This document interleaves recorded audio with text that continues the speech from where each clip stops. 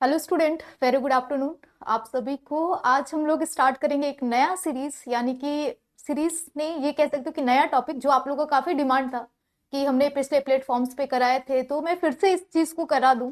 और ये मुझे भी लगा कि अब एग्जाम्स आने वाले हैं, तो क्यों ना हम लोग पूरा पोषण मंथ का जो मैगजीन आया था उसको हम लोग सॉल्व करेंगे।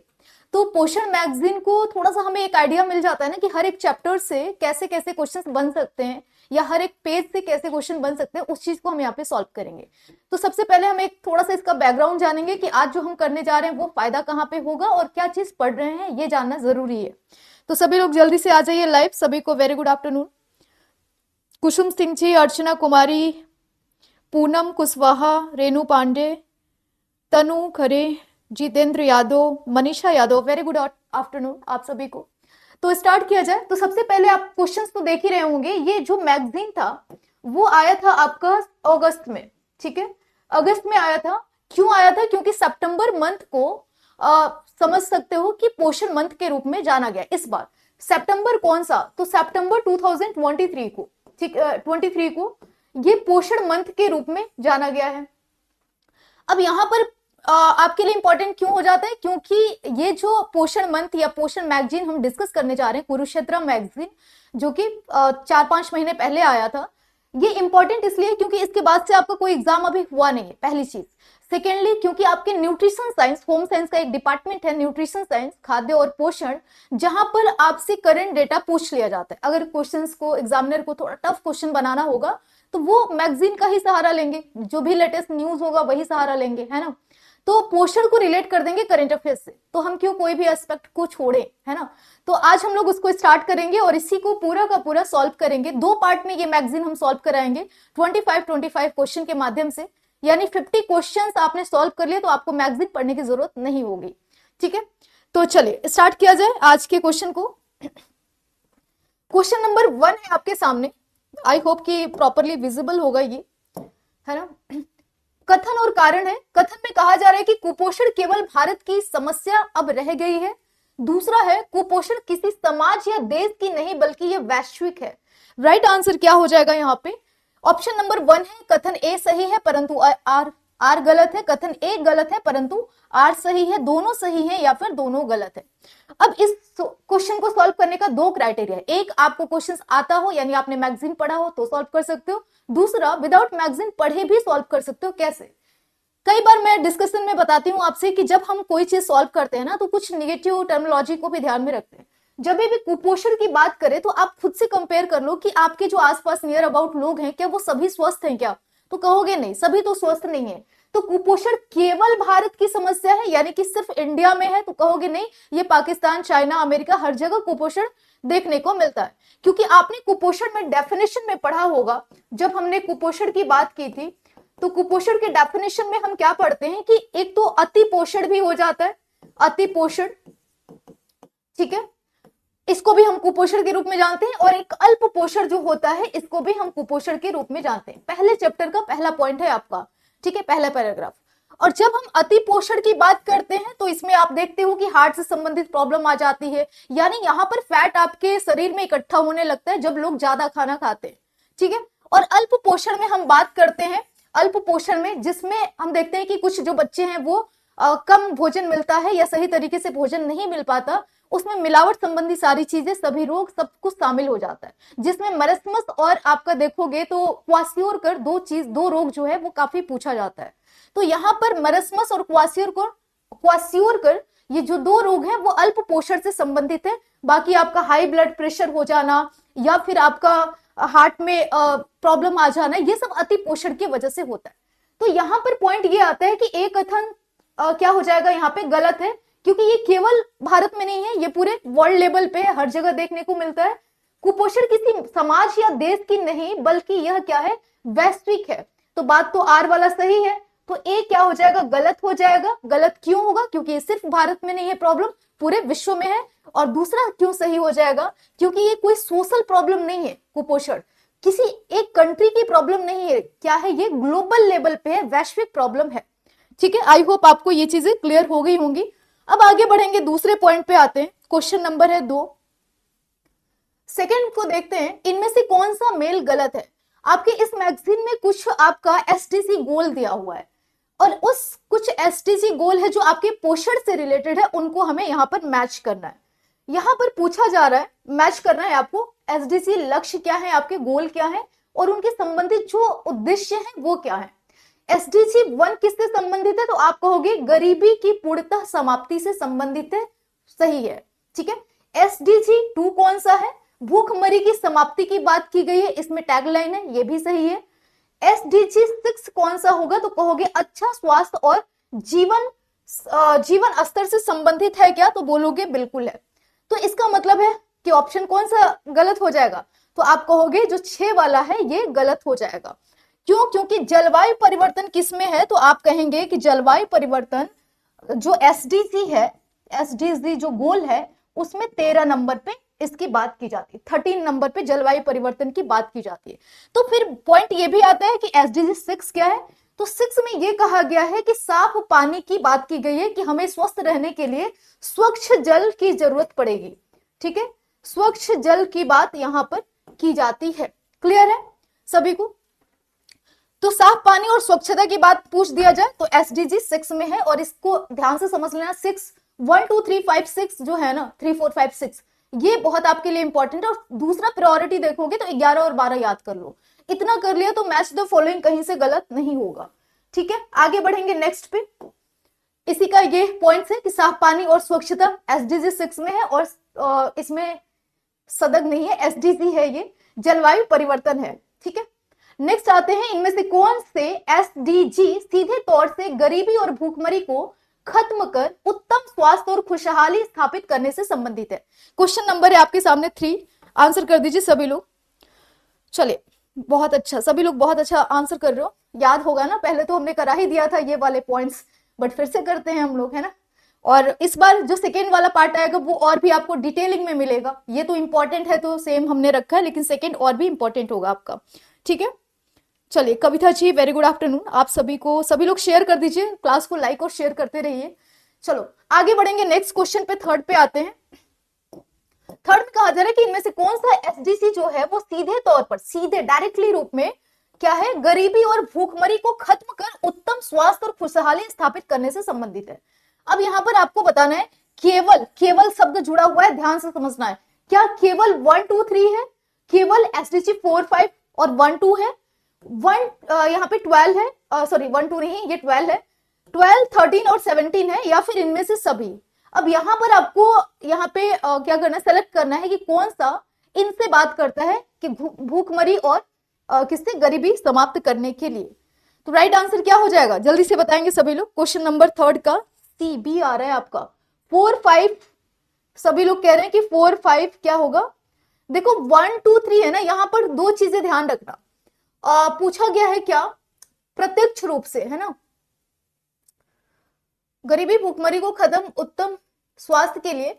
अगर हम बात करें ना, यहाँ पे जो राइट आंसर होगा वो 1 2 3 होगा, क्योंकि 1 2 और 3 जो है ये प्रत्यक्ष रूप से गरीबी और भूखमरी समाप्त करने की बात करता है, डायरेक्टली ये गरीबी और भूखमरी को समाप्त करने की बात करता है। बाकी जो 4 है आपका, 5 है, 12 है, 13 है, 17 है, आपके मैगजीन में कहा गया है कि ये भी बात करता है गरीबी और भूखमरी खत्म करने की, लेकिन ये डायरेक्ट न होकर अप्रत्यक्ष यानी कि इनडायरेक्ट रूप से खत्म करने की बात करता है। क्लियर हो गया, अब यहाँ पर कोई कंफ्यूजन नहीं होना चाहिए।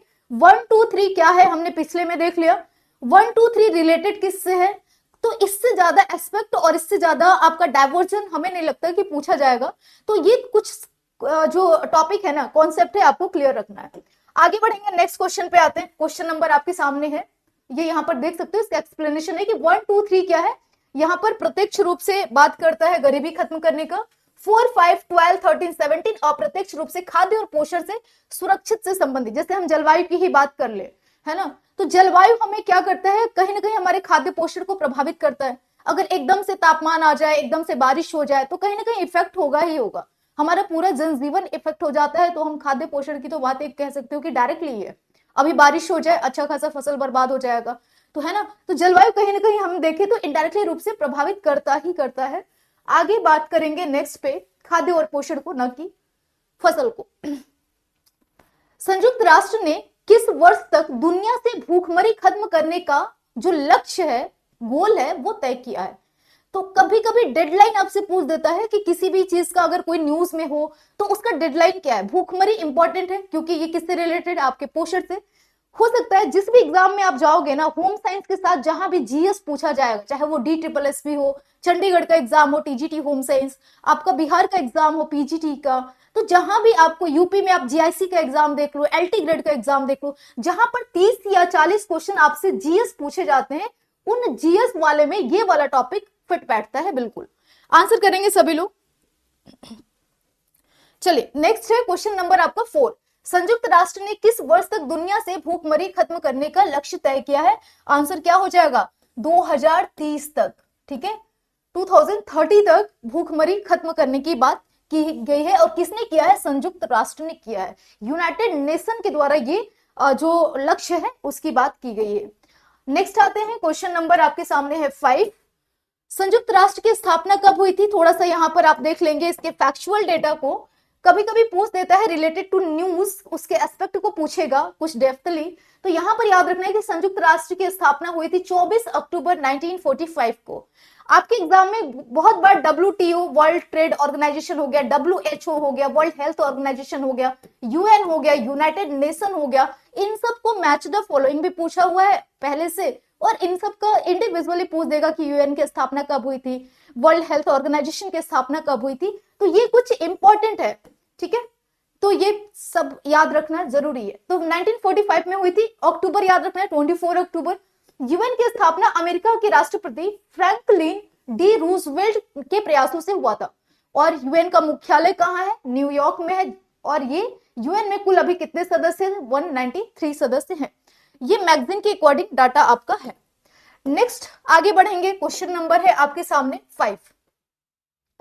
5 में पूछा जा रहा है, बच्चों के अच्छा पोषण, खुशहाली तथा महिलाओं को आत्मनिर्भर बनाने हेतु महिला एवं बाल विकास मंत्रालय की 3 महत्वपूर्ण कवच योजनाओं का 2021 से मिशन मोड में क्रियान्वित किया जा रहा है। इनमें से कौन सा शामिल नहीं है?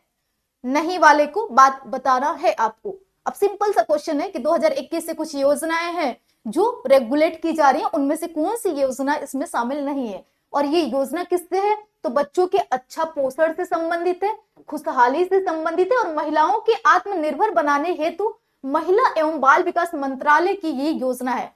तो पूछा जाएगा कि ये योजना किसका है, किसके द्वारा निर्धारित किया गया? तो महिला एवं बाल विकास मंत्रालय भी याद रखना, बाल विकास मंत्रालय के द्वारा ये योजना को रेगुलेट किया जा रहा है। ये भी कभी कभी मंत्रालय भी आपसे पूछ लेता है।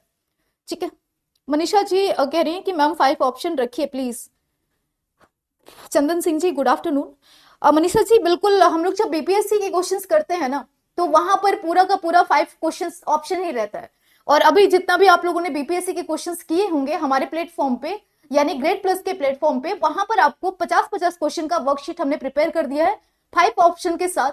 तो वहां पर आप 5 ऑप्शन के साथ जाके सॉल्व भी कर सकते हैं, जो कि हमने प्रीवियस कराए हैं यूट्यूब पे, वहां पर आपको एक साथ मिल जाएगा। देन अगर हम लोग नेक्स्ट जो भी क्लासेस करेंगे, जो हम कॉन्सेप्ट होम साइंस से रिलेटेड पढ़ेंगे, वहां पर बीपीएससी के लिए स्पेशली हम 5 क्वेश्चन डिस्कस करते हैं, शुरू से ही आप लोग जानते हैं। तो यहाँ पर ये क्योंकि ऑल एग्जाम के लिए इंपॉर्टेंट है, तो 5-4 क्वेश्चन से भी आप इसको सॉल्व कर सकते हैं। ठीक है, चलिए अब राइट आंसर क्या हो जाएगा? देखो 5 ऑप्शन में क्या है, ई कर लो, एक उपयुक्त में से कोई नहीं हो जाएगा, या फिर इनमें से एक से अधिक। अगर मान लो हम एक ऑप्शन यहाँ पर तीसरे वाले को जो नहीं है उसको हटा के कह देते हैं कि डी ऑप्शन हो गया इनमें से एक से अधिक, और ए ऑप्शन हो गया इनमें से कोई नहीं, तो बात वही है। लेकिन हम लोग उसको भी करेंगे, आप परेशान मत होइए। 5 का राइट आंसर आपको बताना है कि कौन सा इसमें शामिल नहीं है। चलिए, तो यहां पर मिशन पोषण 2.0 ये बिल्कुल सही है। मिशन शक्ति शुरू की गई थी और मिशन वात्सल्य।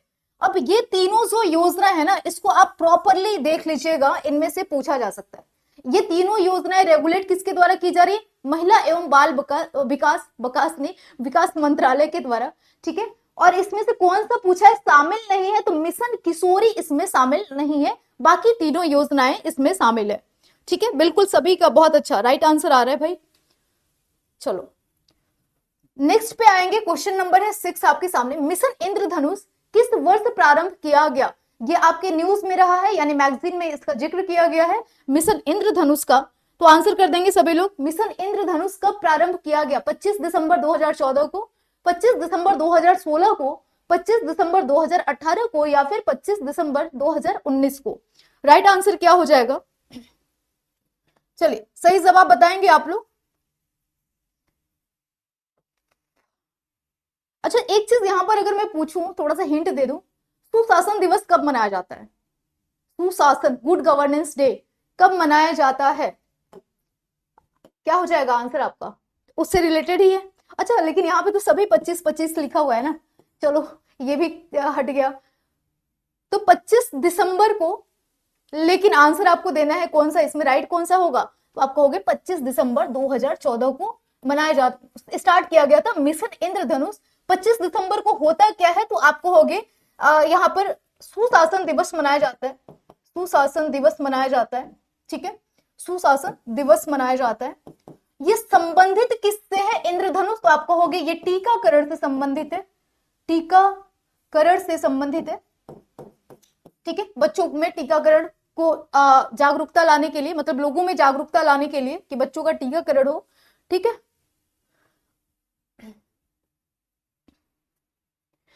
चलो ये पॉइंट सारे क्लियर हो गए। अब हम आएंगे इसी के एक्सप्लेन वाले पॉइंट्स पे, थोड़ा सा उसके बारे में भी हम लोग देख लेंगे क्या क्या और बात की गई है। अब यहाँ पर थोड़ा सा मिशन इंद्रधनुष के बारे में हम देखेंगे।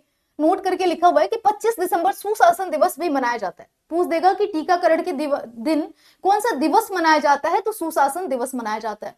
मिशन इंद्रधनुष संबंधित किससे है अगर पूछ देगा तो आप कहोगे टीकाकरण से संबंधित है। ऑप्शन चाहे कोई भी हो, टीकाकरण उसमें हो, टिक लगा देना।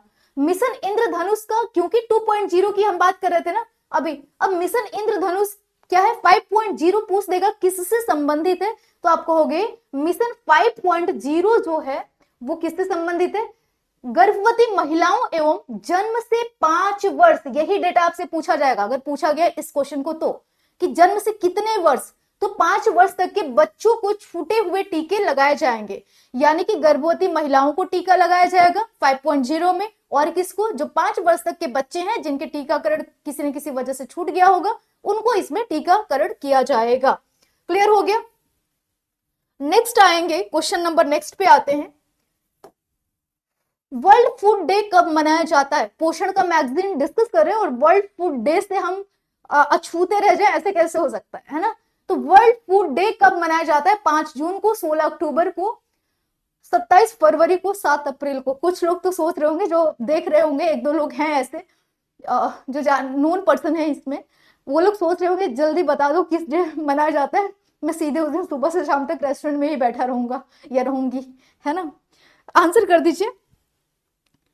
चलिए मधु सोनी जी 25 दिसंबर 2014, बिल्कुल, वेरी गुड। प्रीति कुमारी, प्रणाम आपको भी हमारे तरफ से, सभी बच्चों को प्रणाम, good evening, good afternoon, evening नहीं है, ठीक है। Ajay Saxena ji very good afternoon आपको भी। चलिए आंसर करेंगे 16 अक्टूबर को, इसका राइट आंसर हो जाएगा। वर्ल्ड फूड डे की बात करेंगे, ठीक है, 16 अक्टूबर इसका राइट आंसर हो जाएगा। आगे बढ़े, नेक्स्ट पे आते हैं। अब इसके बारे में भी कुछ कुछ डेज आपसे पूछ लिया जाता है, जो इंपॉर्टेंट डेज है उसको हमने यहाँ पे शामिल कर रखा है। 5 जून पूछा जाता है आपसे विश्व पर्यावरण दिवस, ठीक है। 16 October world food day, theme क्या थी इस बार की? क्योंकि अभी 16 अक्टूबर 2024 नहीं आया है, तो हम 2023 का थीम, क्योंकि पोषण पढ़ रहे हो और पोषण आपका टॉपिक है एग्जाम में, तो वर्ल्ड फूड डे का थीम पूछा जाए तो पोषण आहार की सुरक्षा हर एक को दी जाए, ठीक है, इसका ये थीम रहा है। अब इस थीम को याद करने का क्या है? पोषण आहार की क्या है?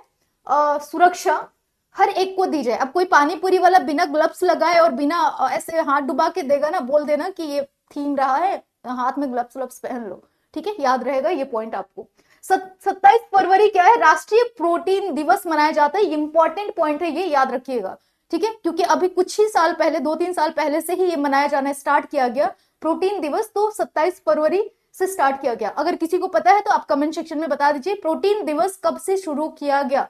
19 से, 20 से, 21 से, 22 से। ऑप्शन आपके पास 4 है।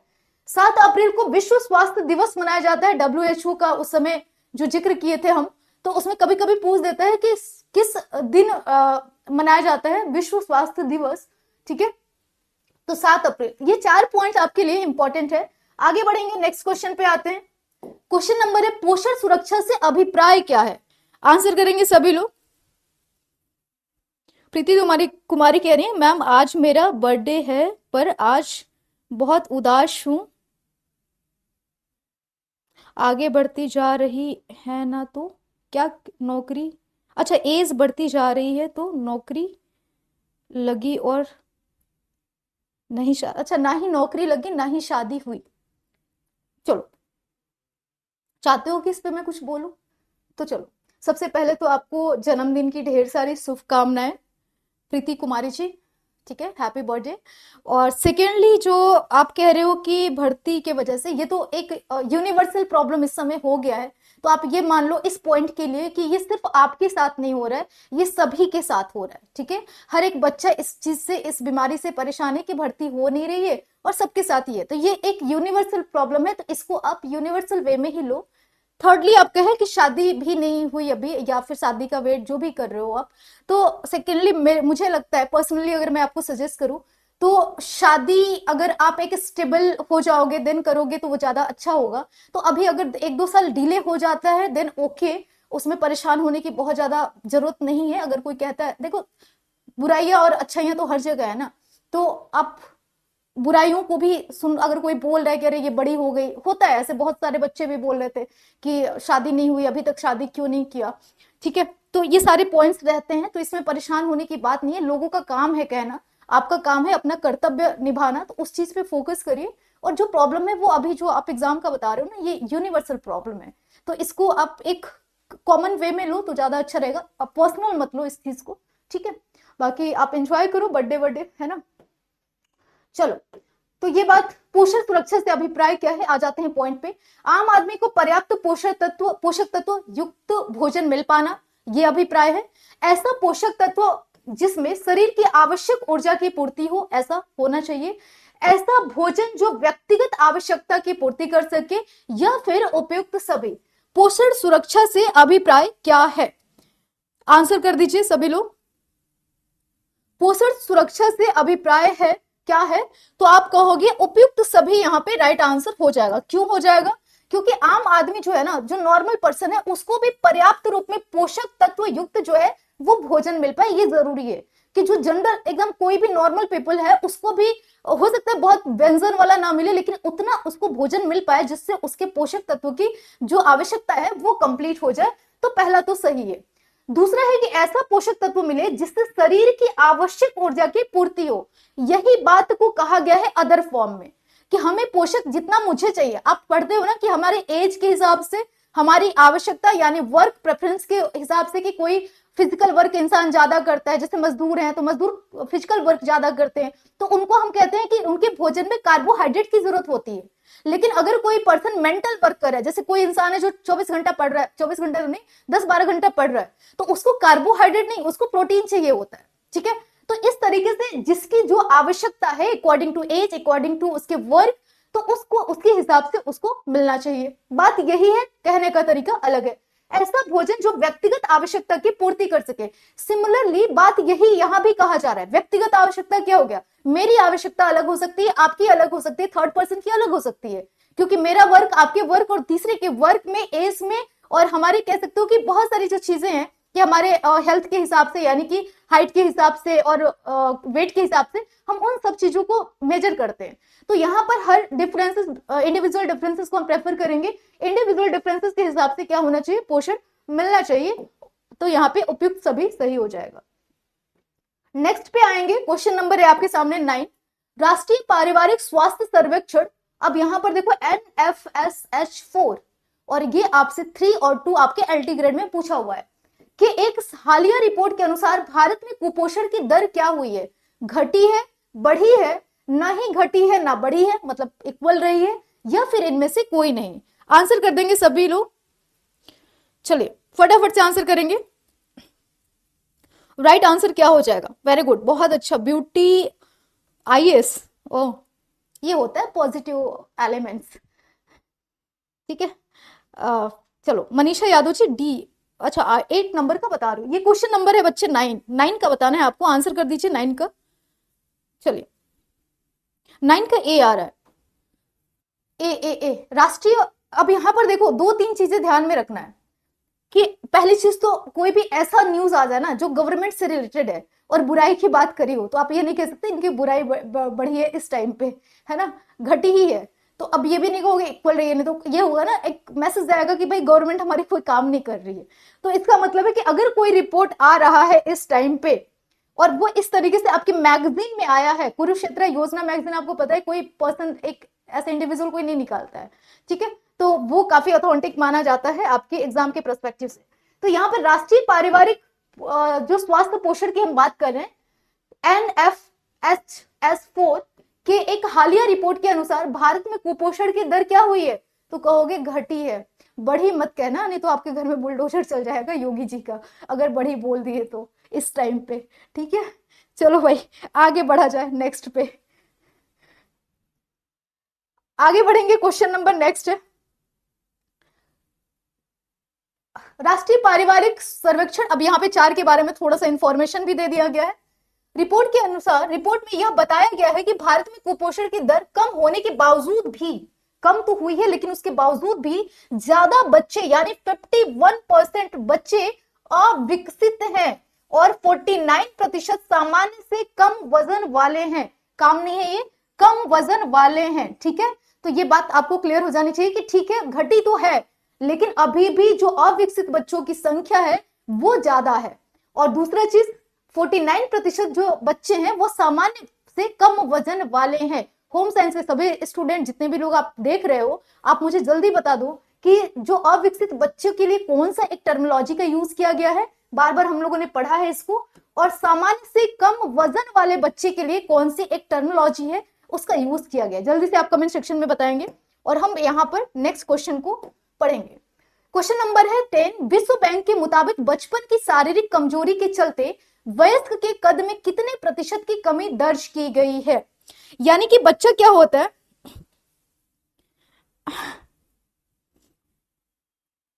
हाँ भाई बहुत, अभी तो यूपी बोर्ड का भी पेपर लीक हो गया कल, देखा मैंने न्यूज, मैंने स्टेटस भी लगाया था, यूपी बोर्ड का पेपर लीक हो गया। यूपी में अभी बाराबंकी में लॉ का पेपर लीक हो गया, मतलब वायरल हो रहा है न्यूज पे, मतलब यूपीपी का पेपर लीक हो गया, आरओ का यूपी में पेपर लीक हो गया, पता नहीं क्या हो रहा है।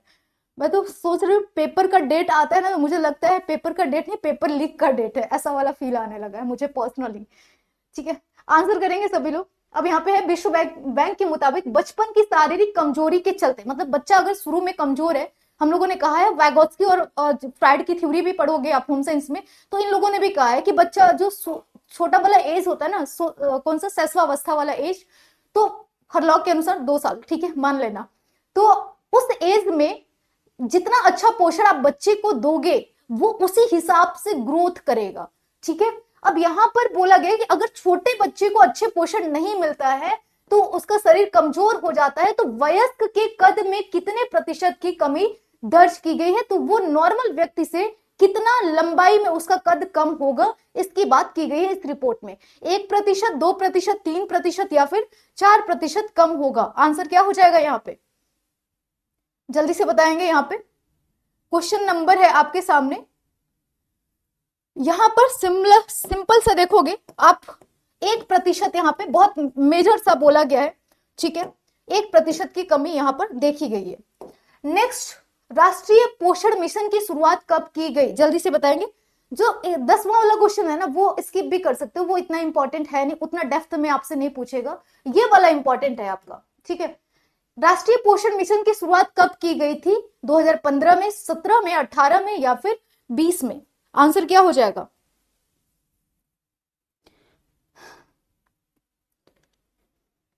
चलो भाई जल्दी से आंसर कर दीजिए।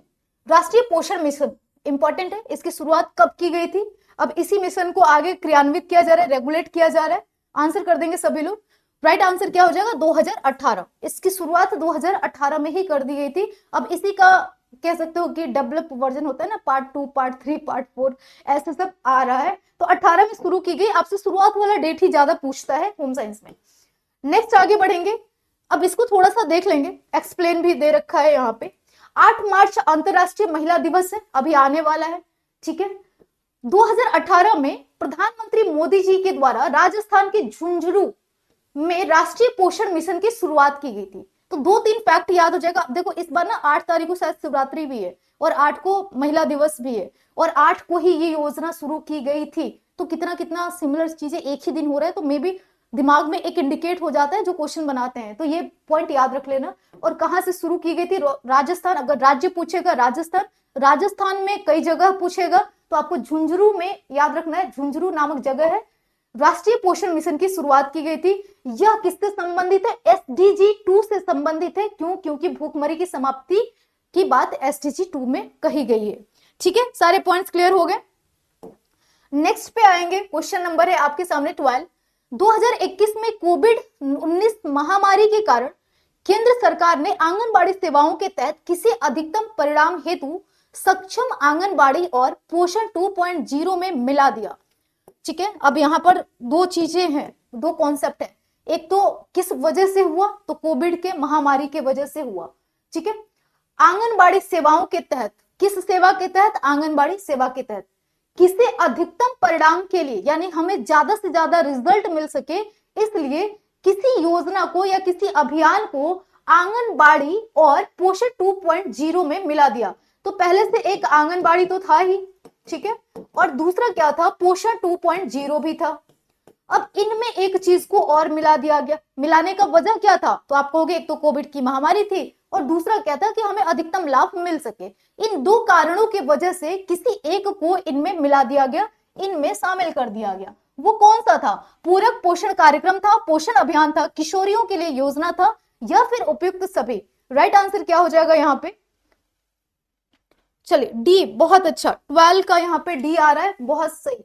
किशोरी के लिए योजना जो थी उसको मिला दिया गया, पोषण अभियान को भी मिलाया गया और पूरक पोषण कार्यक्रम को, तीनों को इसमें क्या किया गया? मर्ज कर दिया गया था। ठीक है, तो ये तीनों का डिटेल आपको याद रखना है, किसको किसको मिलाया गया और किस में मिलाया गया। इनमें से कौन सही सुमेल नहीं है?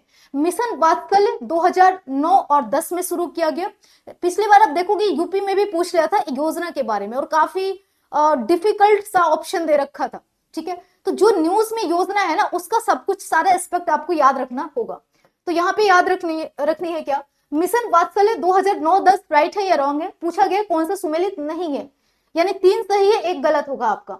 मिशन शक्ति 2020, मिशन पोषण 2018, मिशन पोषण 2.0 है। आयुष्मान भारत कार्यक्रम 2017। राइट आंसर क्या हो जाएगा यहाँ पे? क्वेश्चन नंबर है आपके सामने 13 और 13 का राइट आंसर बताना है। चलिए 13 का डी, बिल्कुल आयुष्मान भारत कार्यक्रम ये इसमें शामिल नहीं है। अब यहां पर तीनों डेट आपको याद रखना है, फटाफट से याद रख लेना, इसको आज रट जाना। मिशन वात्सल्य बच्चों से रिलेटेड ही होगा, 9 से 10। मिशन शक्ति 2020 में शुरू हुआ था और मिशन पोषण जो 2.0 है वो 18 में शुरू हुआ था और 2.0 आपके LT ग्रेड के एग्जाम में पूछा हुआ है 2018 में ही। इसका मतलब है कि जब LT ग्रेड का जिस भी ईयर में एग्जाम होगा, 24 में होगा, 25 में होगा, वहां पर आपको उस समय पोषण अभियान जो चल रहा होगा उसको आपको याद रखना होगा। तो फिलहाल जो चल रहा है उसी को हम याद रखेंगे और यहां पर इसके एक्सप्लेन को भी जानेंगे कि बाकी सब में क्या है, सही ऑप्शन क्या होगा। मिशन वात्सल्य 2009-10 करेक्ट है। मिशन शक्ति 2020 है और उत्तर प्रदेश सरकार की योजना है। ठीक है, अब ध्यान रखना, कोई पूछ देता है राष्ट्रीय योजना है क्या, स्टेट का योजना है, तो आप बोलोगे राष्ट्रीय योजना नहीं है, ये देश की नहीं है, ये राज्य सरकार द्वारा ये योजना है। और मिशन शक्ति से रिलेटेड पूछेगा कि अभियान, मिशन शक्ति अभियान शब्दावली यूज कर दे तो आपको याद रखना है इसी को प्रोग्रेस करने के लिए जब भी कोई योजना आती है ना, उसी को बढ़ावा देने के लिए उसी योजना से रिलेटेड एक अभियान चला दिया जाता है ताकि लोग अवेयर हो जाए। तो 1 साल बाद ठीक क्या किया गया, इसी से संबंधित मिशन शक्ति अभियान शुरू किया गया। मिशन पोषण कब है? 2.0 2018। आयुष्मान भारत कार्यक्रम 2018 में था, 1 अप्रैल 2018 को इसकी शुरुआत की गई थी। ठीक है, चलिए नेक्स्ट पे आएंगे। क्वेश्चन नंबर है आपके सामने 14 का आंसर आपको देना है। पोषण 2.0 के तहत मंत्रालय द्वारा, किस मंत्रालय के द्वारा यहाँ पे है, पोषण 2.0 के तहत मंत्रालय द्वारा घोषित नए लक्ष्य में शामिल है। 2.0 पोषण अभियान 2.0 का कुछ तो लक्ष्य होगा ना जो अभी चल रहा है। ठीक है, तो उस समय घोषित जो अभी लक्ष्य था कि कौन कौन से लक्ष्य होने चाहिए, एम क्या होने चाहिए, या सिंपल अगर कह लो कि 2.0 का लक्ष्य क्या है, तो यहां पूछा गया कि लक्ष्य में शामिल क्या है। तो 0 से 6 वर्ष में प्रति वर्ष 2% तक स्टंटिंग को रोकना और कम करना, पहला हो गया। दूसरा क्या हो गया, बच्चे में 0 से 6 वर्ष तक के हर साल कम से कम 2% तक अल्प पोषण को रोकना और कम करना। ये काम लिखा गया, कम होगा हर जगह, सही कर लेना। छोटे बच्चे यानी कि 6 से 59 महीने की बात की जा रही है, साल नहीं है, में एनीमिया की व्यापकता को 3% प्रति वर्ष कम करना, या फिर उपयुक्त सभी। राइट आंसर क्या हो जाएगा। अच्छा, कुछ बच्चों को ना एक ध्यान देना, एक चीज समझना, यहाँ पे सबको पता है कि अगर हमने इतना डिफिकल्ट ऑप्शंस दे रखा है, इसका मतलब होगा कि हम आपको याद करवाना चाह रहे हैं, ठीक है। और इसीलिए हमने यहाँ पे ऑप्शन सभी सही होगा, ताकि आप तीनों पॉजिटिव टर्मिनोलॉजी को याद कर लोगे। ऐसे ही क्या होता है ना, जब आप मेरे से जुड़े हो और मेरी बार बार क्वेश्चंस को देखोगे, तो आपको मेरा एक तरीका पता चल जाएगा कि मेरे में जब हम एक्सप्लेन करना होता है तो हम ऑल ऑफ एबव को सही मान लेते हैं, ताकि बच्चे पढ़ ले। ऐसे यही काम होता है जब किसी भी आप एग्जाम के पेपर्स को सॉल्व करते हो ना, यही काम होता है कि आप यूपी का या बिहार का जब पेपर बार बार उसी पेपर को सॉल्व करोगे, तो आप उनके पैटर्न को समझने लगते हो। ये फायदा होता है आपको। तो किसी भी एग्जाम को देने से पहले उस एग्जाम के पैटर्न को समझो, और वो समझने का एक ही तरीका है कि सिर्फ उसी एग्जाम के पेपर को सॉल्व करो, ठीक है, क्लियर। तो ये एक चीज अभी आया, तो इसको आपसे शेयर कर लिया। नेक्स्ट स्टेप, अब यहां पर देखो क्या क्या बात की गई है, सारे पॉइंट्स यहां पे आपको मिल जाएंगे। जो पोषण 2.0 के तहत मंत्रालय द्वारा घोषित जो नए लक्ष्य हैं, नए लक्ष्य, उसमें क्या क्या है। बच्चे 0 से 6 वर्ष तक प्रति वर्ष 2% तक स्टंटिंग को रोकना। अब ये हमें बताओ कि स्टंटिंग होता क्या है, ठीक है, ये आपको जल्दी से कमेंट सेक्शन में बताना है। और कम करना है, 0 से 6 वर्ष तक हर साल कम से कम 2% तक अल्प पोषण को रोकना है, कि 2% जो बच्चे हैं वो हर साल उनको अल्प पोषण जो मिलता है वो कम हो जाए। छोटे बच्चे जो कि 6 से आप कह सकते हो 59 महीने के बच्चे हैं, यानी कि 6 से लेके या 59 मंथ तक के बच्चे हैं, इसमें एनीमिया की व्यापकता को 3% प्रति वर्ष, यानी कि इस एज में एनीमिया 3% प्रति वर्ष के दर से हम क्या करें, उसको कम कर दें। उसके बाद चौथा लक्ष्य क्या है कि 15 टू 49 वर्ष आयु वर्ग की महिला और किशोरियों में एनीमिया के प्रसार को हर साल 3% तक कम करना।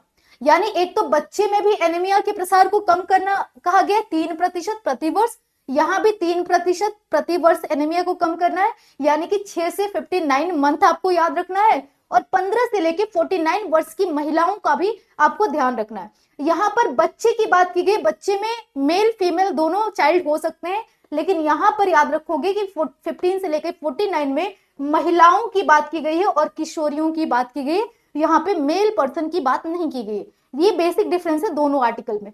जन्म के समय कम से कम LBW को हर साल 2% क्या करना है, कम करना है। और LBW के बारे में हमने कई बार आपसे जिक्र की है, जल्दी से आप कमेंट सेक्शन में हमें बताएंगे इसका फुल फॉर्म क्या होता है, ठीक है। चलो क्लियर, आगे बढ़ेंगे, नेक्स्ट पे आते हैं। मिड डे मील योजना, जिसका नया नाम पीएम पोषण शक्ति निर्माण है या पीएम पोषण योजना है, किसमें परिवर्तन किस वर्ष में किया गया। अब यहां पर देखो दो चीजें हैं, मिड डे मील, अब इसको भी याद रखोगे मिड डे मील कब शुरू किया गया, कहां से शुरू किया गया, किस राज्य ने पहले शुरू किया, ये इंपॉर्टेंट है फैक्ट। पढ़ना आपको खुद से थोड़ा सा एक्स्ट्रा मेहनत करनी पड़ेगी, है ना। हम लोग क्या कर सकते हैं, मैं या कोई भी टीचर या कोई भी लोग, कोई भी आपके फ्रेंड सर्किल, कोई भी आपको एक इंफॉर्मेशन दे सकते हैं और बता सकते हैं इसको तैयार कर लो। हर कुछ कराना पॉसिबल नहीं होता। तो इसका मतलब है कि मिड डे मील के बारे में आप खुद से घर पे पढ़ोगे कि मिड डे मील है क्या, कब शुरू किया गया, किसके लिए शुरू किया गया और कहां से शुरू किया गया, बस इतनी बात याद रख लेना। जिसका नया नाम क्या पूछेगा कि नया नाम मिड डे मील का या किसका नया नाम पीएम पोषण शक्ति निर्माण या दूसरा शब्दावली यूज किया गया पीएम पोषण योजना है। तो पूछेगा पीएम पोषण योजना किसका नया नाम है, तो कहोगे मिड डे मील का। अब ये इसमें जो परिवर्तन है ये किस वर्ष में किया गया, जो नाम चेंज किया गया है मिड डे मील का पीएम पोषण योजना, ये नाम चेंज कब किया गया ये आपको बताना है। चलिए फटाफट से आंसर करेंगे बाकी स्टूडेंट।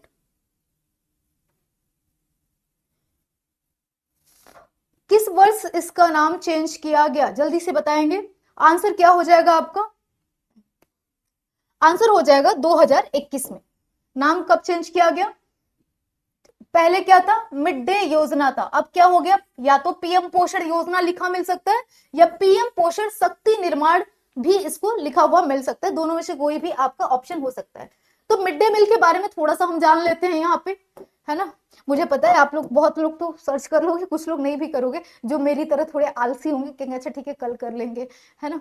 चलो, मिड डे मील योजना शुरू करने वाला पहला राज्य की बात करें, जो राज्य है वो तमिलनाडु पहला राज्य है, ठीक है। पहला राज्य मिड डे मील जो शुरू किया था वो तमिलनाडु था। स्कूल में बच्चों की भागीदारी बढ़ाने हेतु इस योजना की शुरुआत की गई थी।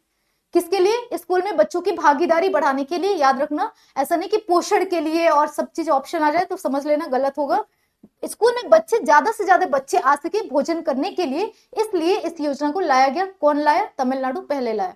नाम चेंज कब हुआ, 2021 में हुआ, और अब क्या हो गया है, पीएम पोषण योजना हो गया। केंद्र सरकार ने कब तक की अवधि के लिए पोषण शक्ति निर्माण नाम की योजना को प्रायोजित किया है। पोषण शक्ति अभियान योजना, जो कि अभी हम मिड डे मील के नाम से पढ़ रहे थे इससे पहले, अब ये एक्सटेंड कर दिया गया। एक तो नाम परिवर्तित हुआ पहली बात 2021 में, लेकिन अब क्या किया गया, इस मैगजीन में बताया गया कि अब इस योजना को आगे के लिए एक्सटेंड कर दिया गया। तो कब तक के लिए एक्सटेंड किया गया है ये आपको बताना है। यहाँ पे 2021 से 24-25 तक एक्सटेंड किया गया, बढ़ाया गया है। 2021-22 से 25-26 तक, 22-23 से 25-26 तक, या फिर 2023 से 30 तक। राइट आंसर क्या हो जाएगा आपका, चलिए कब तक के लिए इसको बढ़ाया गया है। तमिलनाडु 1995, बिल्कुल सही। 16 का ए, 16 का नहीं, ये नहीं होगा। आपने अभी अभी हमने बात की ना, थोड़ा सा हिंट भी मिल गया होगा कि जब हम नाम चेंज करेंगे तभी तो बढ़ाएंगे। ये बताओ, नाम चेंज होगा तभी तो बढ़ाओगे ना योजना। नाम चेंज कब हुआ, 21 में हुआ, इससे भी हिंट ले सकते हो। पहले क्या था, मिड डे मील, अब नाम क्या चेंज हो गया, अब आपका नाम चेंज हो गया यहाँ पर पोषण शक्ति निर्माण अवधि के लिए। केंद्र सरकार ने कब तक की अवधि के लिए पोषण शक्ति निर्माण नाम की योजना का प्रायोजन किया, तो 21-22 से लेकर 25-26 तक के लिए इसको एक्सटेंड किया गया, ठीक है, 26 तक के लिए। बी ऑप्शन यहाँ पे राइट हो जाएगा। आगे बढ़ेंगे, नेक्स्ट पे आते हैं, क्वेश्चन नंबर है नेक्स्ट। अब यहाँ पर थोड़ा सा ना, एक पीएम योजना के तहत बनाए गए कुछ मापदंड है, इसको मैं थोड़ा सा अगर देखूं एक्सप्लेन, हाँ ठीक है, बड़ा हो जाएगा, इसको देखते हैं।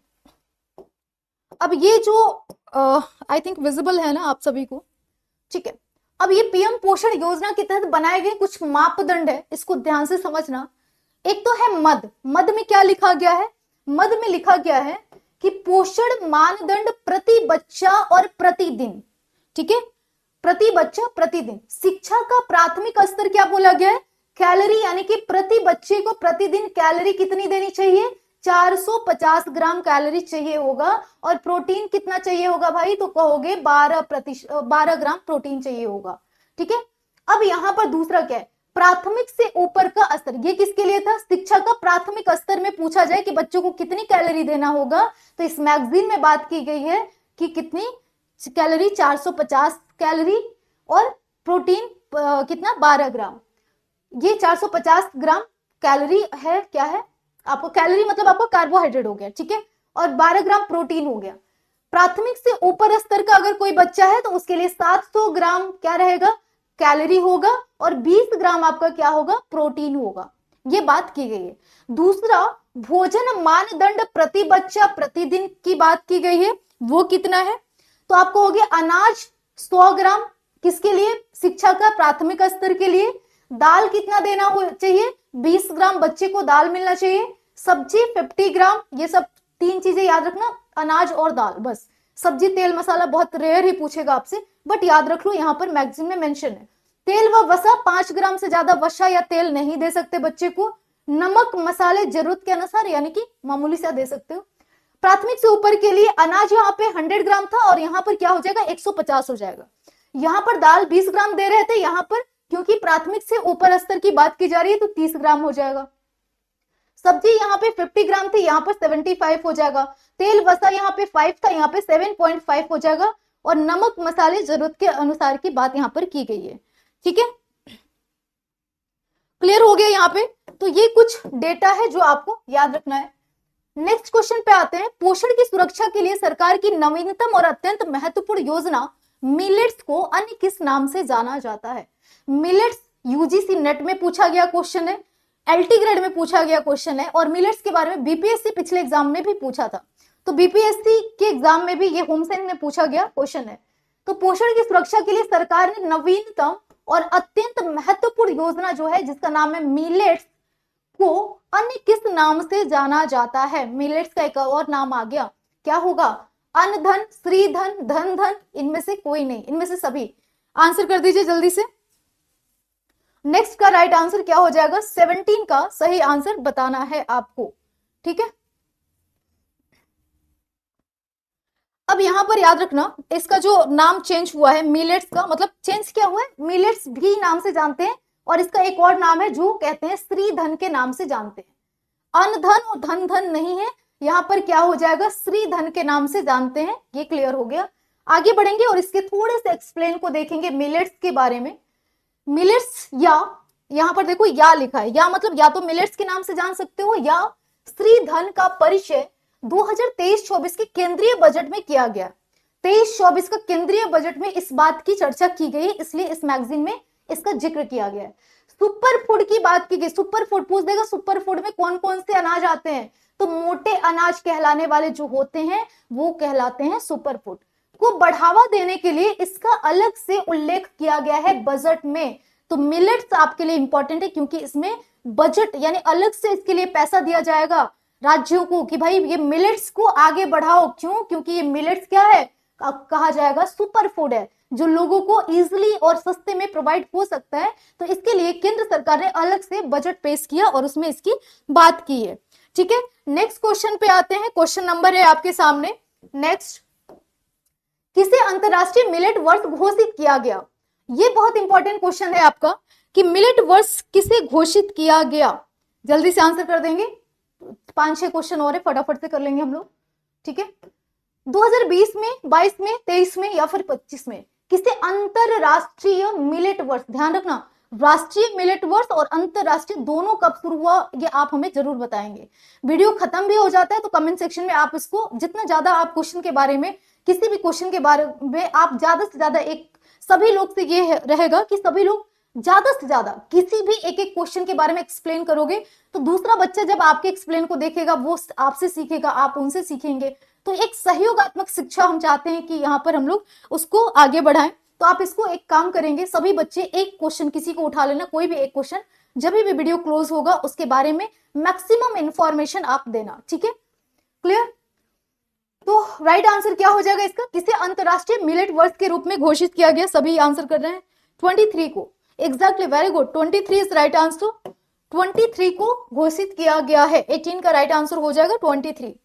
ठीक है, नेक्स्ट है, अब यहां पर थोड़ा सा इंफॉर्मेशन देख लो मिलेट के बारे में। मिलेट है क्या? तो मिलेट में मुख्य रूप से शामिल कौन कौन सा है? ज्वार, बाजरा, रागी, सावा। रागी ध्यान से समझना, रागी कैल्शियम कई बार पूछा हुआ क्वेश्चन है। कंगनी, चीना, कोदो, कुटकी और कुट्टू भी शामिल है, लेकिन ज्यादातर इसको पूछा जाता है। इन सभी में क्या होता है? प्रोटीन पाया जाता है, डाइटरी फाइबर होता है, यानी कि जो हमें डाइट में फाइबर चाहिए होता है वो फाइबर होता है।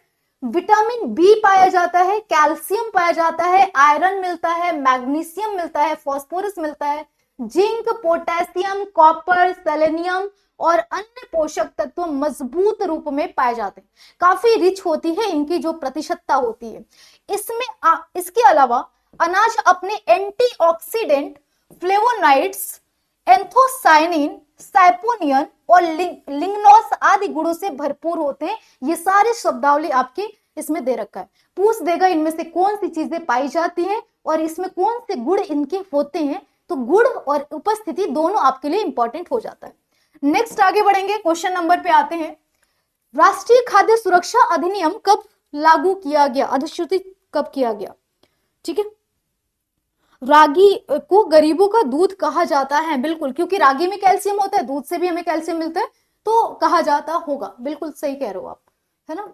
ये उसका कह सकते हो सब्स्टिट्यूट के रूप में इसको यूज कर सकते हो। अगर जो बच्चा दूध नहीं पी पा रहा है या दूध नहीं पसंद है तो उसको रागी दे सकते हो कैल्शियम के लिए।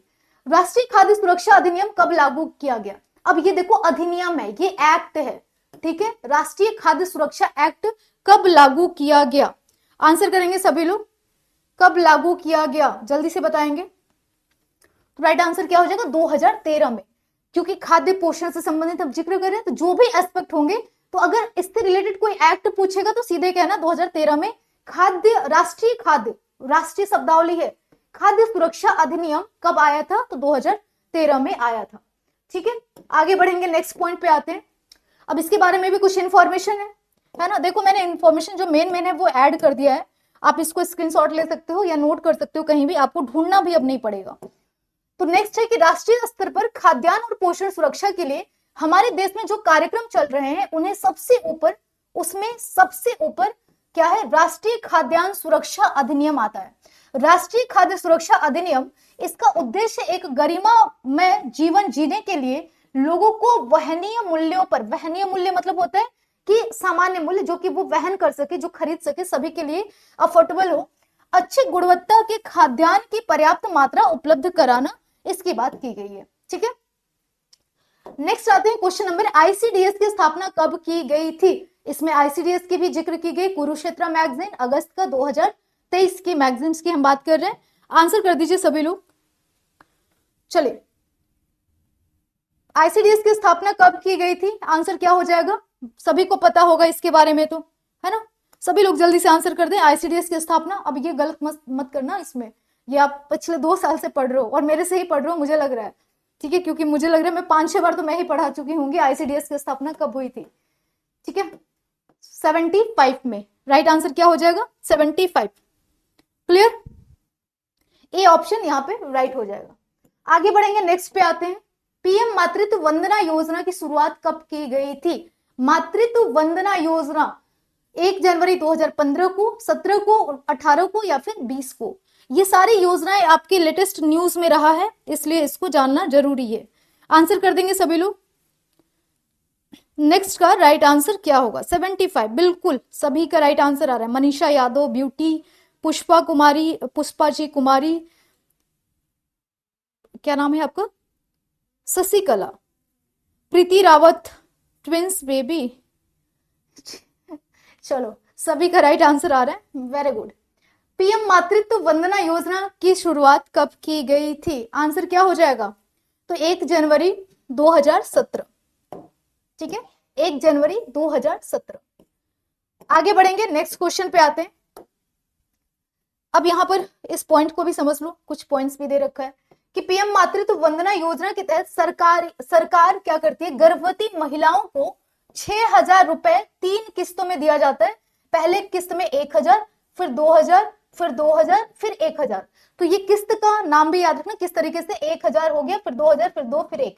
अस्पताल में दी जाती है, ठीक है। गर्भवती महिलाओं को 6,000 रुपए दिया जाता है इस योजना के तहत, और वो 4 बार में दी जाती है, 1-2-2-1 के रूप में दी जाती है। क्लियर है? आगे बढ़ेंगे नेक्स्ट पे। इनमें से कौन सा मेल गलत है? बेटी बचाओ बेटी पढ़ाओ योजना 22 जनवरी 2015, समग्र शिक्षा अभियान 4 अगस्त 2021, दीनदयाल अंत्योदय योजना 25 सितंबर 2014 और सुकन्या समृद्धि योजना 2023। ये सभी योजनाओं का जिक्र आपके मैगजीन में, यानी कि मैगजीन का मतलब समझ रहे हो, केंद्रीय बजट में किया गया होगा इन सब का जिक्र, इसलिए मैगजीन में इसको मेंशन किया गया है। आंसर क्या हो जाएगा यहाँ पे? राइट आंसर आपका बताना है। तो यहाँ पर जो राइट आंसर हो जाएगा सुकन्या समृद्धि योजना 2023, इसका सही जवाब हो जाएगा। पूछा है कौन सा गलत है, तो सुकन्या समृद्धि योजना यहाँ पर गलत हो जाएगा। तो इसके बारे में भी इंफॉर्मेशन देख लेते हैं, भाई गलत क्यों है और क्या सही होना चाहिए। तो राइट आंसर आ जाता है यहाँ पे, सुकन्या समृद्धि योजना 2015 में शुरू किया गया था, जिसे बेटी बचाओ बेटी पढ़ाओ अभियान के तहत एक हिस्से के रूप में शुरू किया गया था, ठीक है, उसी का एक हिस्सा था। तो यहाँ पे राइट आंसर हो जाएगा। आगे बढ़ेंगे, नेक्स्ट क्वेश्चन पे आते हैं। NFHS 4 की समयावधि कौन सी है? फटाफट से आंसर कर देंगे, 2 क्वेश्चन और है। तो NFHS की समयावधि कौन सी है? आप कहोगे 23 और 24 है इसका समयावधि, 4 की बात की, सॉरी 6 की बात की गई है, 4 नहीं भाई 6 सही है, ठीक है। 6 में आप पता है ना रोमन अंक में ऐसे 6 लिखते हैं। तो 6 की जो अवधि बताई गई है वो 23 से 24 बताई गई है, राइट आंसर हो जाएगा। राष्ट्रीय स्तर पर रिपोर्ट के अनुसार एनएफएचएस 4 की तुलना में एनएफएचएस 5 के पोषण संकेतों में किए गए सुधार में इनमें से कौन सा शामिल है। देखो कोई भी जब जनरेशन आता है ना, आपने मूवी भी देखी होगी पार्ट 1 पार्ट 2 पार्ट 3, तो उसमें कुछ ना कुछ इंप्रूवमेंट होता है।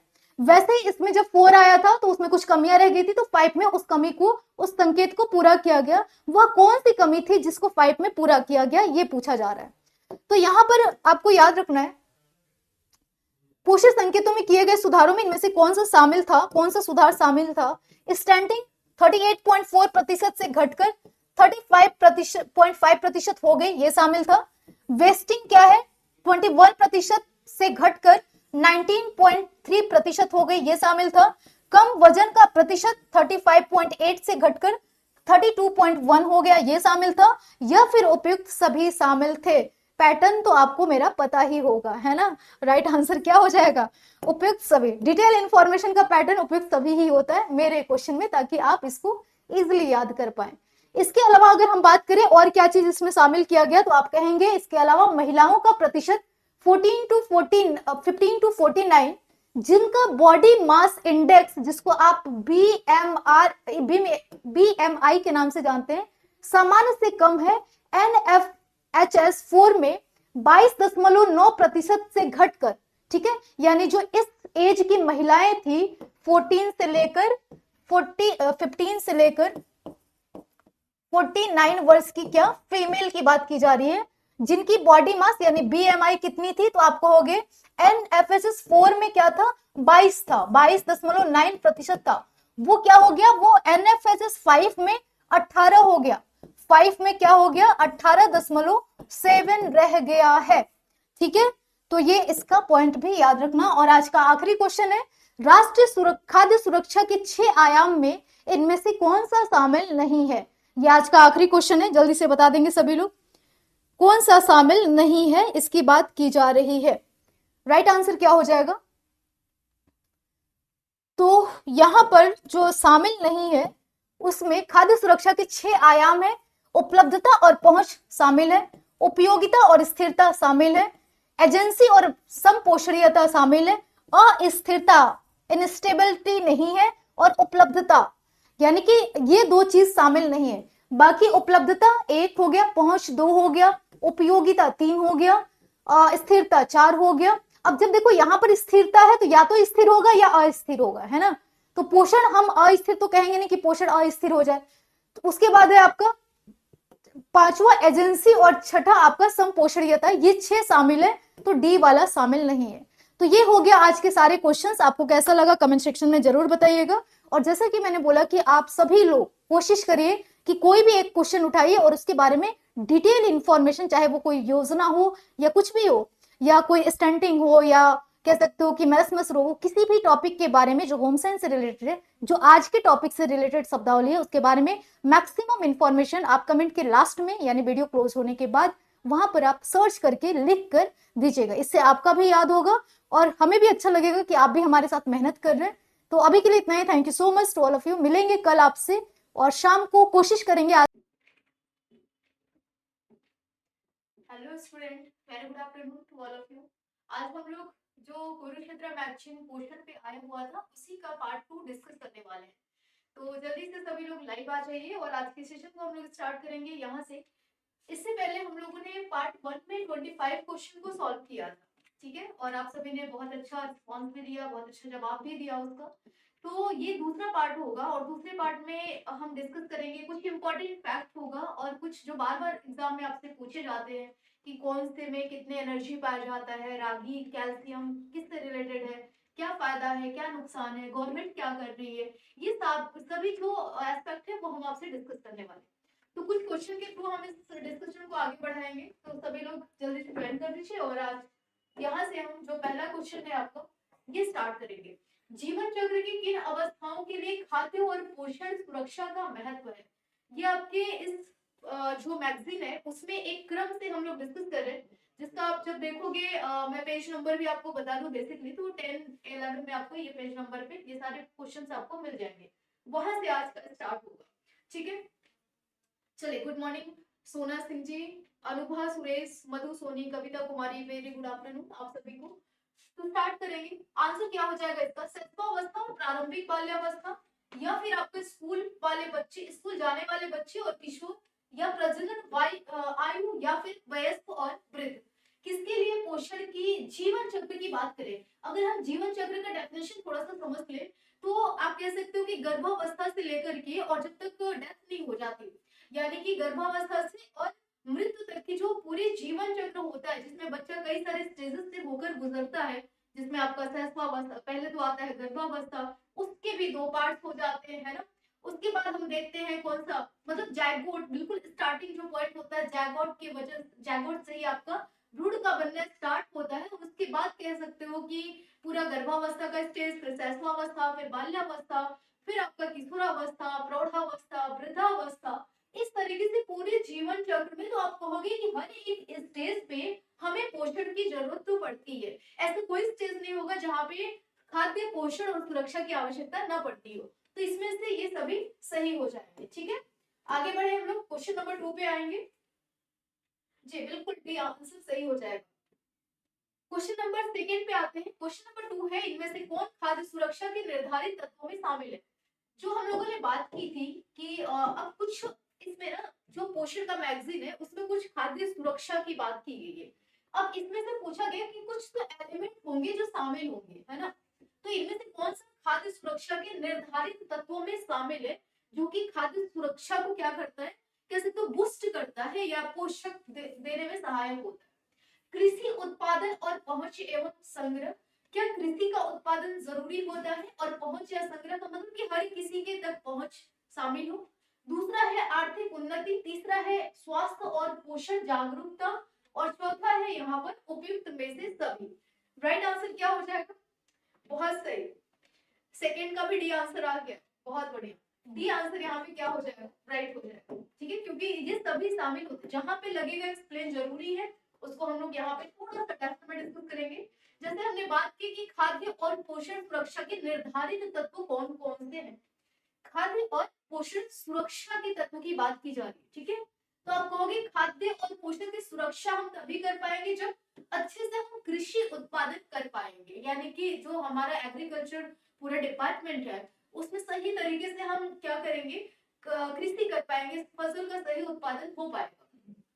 उसके बाद ही तो होगा ना, उसका मतलब कह सकते हो कि एक इससे रिलेट कर सकते हो बच्चे के जन्म और विकास से, कि जब तक बच्चे का जन्म नहीं होगा तब तक हम उसका डेवलपमेंट कैसे करेंगे।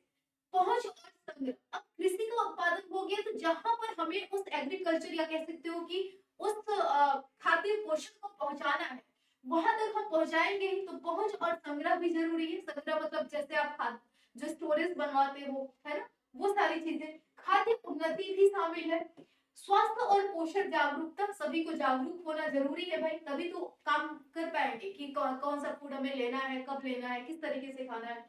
सामाजिक सांस्कृतिक कारक, ये बहुत इंपॉर्टेंट कह सकते हो कि इंडिया क्या है, एक डाइवर्सिटी को प्रेजेंट करता है, तो सामाजिक सांस्कृतिक कारक भी इसमें शामिल है कि हर संस्कृति के लोग अलग अलग विविधतापूर्ण जो खाद्य पदार्थ है उनका सेवन और संग्रह करते हैं। संगठनात्मक रणनीति और सरकारी योजनाएं, बहुत सारे हमारे एग्रीकल्चर या कह सकते हो खाद्य पदार्थ जो है वो गवर्नमेंट की योजनाओं द्वारा प्रभावित भी होती हैं। अब प्रभावित अच्छा भी हो सकता है, बुरा भी हो सकता है। कुछ एग्रीकल्चर को, जैसे अभी मिलेट्स है, मिलेट्स का एग्जांपल ले लें, तो मिलेट्स को गवर्नमेंट क्या कर रही है आगे बढ़ाने के लिए, ताकि जहां पर हमारा बहुत ज्यादा कह सकते हो कि पानी या फिर नहर वगैरह की व्यवस्था नहीं है, जहाँ पे सिंचाई की व्यवस्था नहीं है, अगर सिंपल भाषा में बात करें तो जहां पर सिंचाई की व्यवस्था नहीं है वहां पर हम क्या कर सकते हैं, मिलेट टाइप के फसल का उत्पादन कर सकते हैं, क्योंकि उसको बहुत ज्यादा पानी वानी की जरूरत होती नहीं है। तो गवर्नमेंट इस डायरेक्शन में क्या कर रही है, आगे बढ़ रही है, और 2023 को अंतरराष्ट्रीय मिलेट वर्ष के रूप में भी उन्होंने सेलिब्रेट किया। ठीक है, तो ये सारे पॉइंट्स याद रखना है, और पर्यावरण संरक्षण भी इसमें शामिल है। नेक्स्ट आगे बढ़ेंगे, क्वेश्चन नंबर 3 पे आते हैं। खाद्य और पोषण सुरक्षा हेतु इनमें से कौन सी चुनौतियां शामिल है। अब यहाँ पर कुछ तो हमें देखो, जब आगे बढ़ते हो ना तो बहुत सारी चुनौतियां आती हैं, तो जब खाद्य और पोषण में क्या करोगे, जब उसमें भी कार्य करोगे तो बहुत सारे चुनौतियां आएंगी, है ना। तो खाद्य और पोषण सुरक्षा में कौन कौन सी चुनौतियां शामिल हो सकती हैं? जनसंख्या वृद्धि शामिल है क्या? बोलोगे बिल्कुल शामिल है। जनसंख्या वृद्धि ही तो एक इंपॉर्टेंट गोल था, जब आपको कह सकते हो कि एक हरित क्रांति जो शब्द आप सुनते हो कि जनसंख्या की वृद्धि जो है वो गुणात्मक तरीके से बढ़ रही थी और हमारे एग्रीकल्चर कह सकते हो कि प्लस के हिसाब से बढ़ रही थी आगे, तभी हमें हरित क्रांति जैसी चीजों को लाने की जरूरत पड़ी, तो ये तो शामिल है ही है। जल संकट हो गया, खेती की विपणन की समस्या भी है इसमें शामिल, तो आप कह सकते हैं कि भाई सभी चीजें इसमें शामिल है। डी ऑप्शन क्लियर हो जाए। थर्ड का डी बिल्कुल सही। Kavita Kumari, Aarti Tiwari C, good afternoon. Shahjahan Mohin, good afternoon आप सभी को। सोनी, निषाद, बहुत अच्छा। आरती तिवारी, ठीक है, डी बहुत बढ़िया। अब यहाँ पर चुनौतियों में क्या क्या चुनौतियां शामिल है उसको एक नजर हम देख लेंगे यहाँ पे। तो जनसंख्या वृद्धि ऑलरेडी डिस्कस हो गया था, जल संकट, खेती की विपणन समस्याएं, इसके अलावा उत्पाद और असमान वितरण। बहुत जगह उत्पादन तो होता है लेकिन उसका सब इक्वली वितरण नहीं हो सकता होता है, ठीक है। तो इक्वल डिस्ट्रीब्यूशन भी हमारे लिए मायने रखते हैं कि अगर हमारा एक जगह उत्पादन हो रहा है तो कहीं ना कहीं हम उसको सही तरीके से क्या करें, वितरण करें। तो असमान वितरण की समस्या हमें देखने को मिलती है। उत्पादों का असमान वितरण ये भी है एक चुनौती। खाद्य अवशिष्ट प्रबंधन आदि, यानी जो खाद्य अवशिष्ट का प्रबंधन है, मैनेजमेंट भी है, वो भी हमें कहीं ना कहीं चुनौती है हमारे लिए खाद्य पोषक सुरक्षा के लिए। ठीक है जी, आगे बढ़ा जाए, नेक्स्ट क्वेश्चन पे आते हैं। क्वेश्चन नंबर है आपके सामने 4, और 4 में ये कहा गया है कि 2023 तक 2020 32 23 नहीं है 32 है, ठीक है, 32 है तक भारत में खाद्य सुरक्षा से पीड़ित लोगों की संख्या कितना मिलियन या भारत की जनसंख्या का लगभग 1.7% होने का पूर्वानुमान है। इस क्वेश्चन को दो तरीके से सॉल्व कर सकते हो। एक तो आपका भारत का जनसंख्या अगर आपको पता हो तो उसका 1.7% निकाल सकते हो, और दूसरा कि आप अगर मैथ्स में पढ़े होगे तो आंसर दे सकते हो। तो कभी कभी ऐसे हमें सस्पेंसेस टाइप के क्वेश्चन भी मिल जाते हैं। तो राइट आंसर क्या हो जाएगा? 24.75 मिलियन, 24.6 मिलियन, 24.7 मिलियन या फिर 24.8 मिलियन। राइट आंसर क्या हो जाएगा इसका, जल्दी से बताएंगे सभी लोग। क्वेश्चन नंबर है 4, तो 4 का जो राइट आंसर हो जाएगा वो सी 24.7 मिलियन। यहाँ पे आप फिल कर दोगे 24.7 मिलियन। तो आप पूरा लाइन इसको एक बार फिर से पढ़ते हैं। 2023 तक भारत में खाद्य सुरक्षा से पीड़ित लोगों की संख्या 24.7 मिलियन या भारत की जनसंख्या का 1.7% होने का पूर्वानुमान है। इसमें एक अनुमान लगाया गया है, इसकी बात करते हैं। नेक्स्ट है खाद्य और पोषण सुरक्षा को बढ़ाने हेतु इनमें से कौन सा उपाय शामिल नहीं है?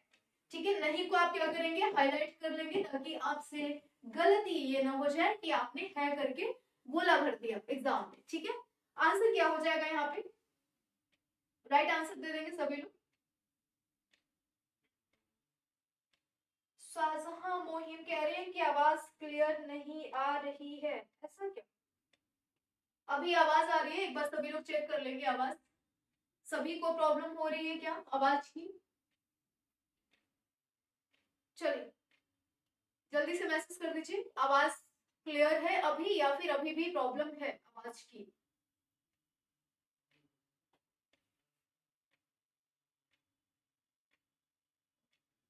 आगे बढ़े क्वेश्चन नंबर नेक्स्ट पे 5 का डी, बिल्कुल सही आंसर आ रहा है। आवाज आ रही है ना आप सभी को, कोई दिक्कत नहीं है?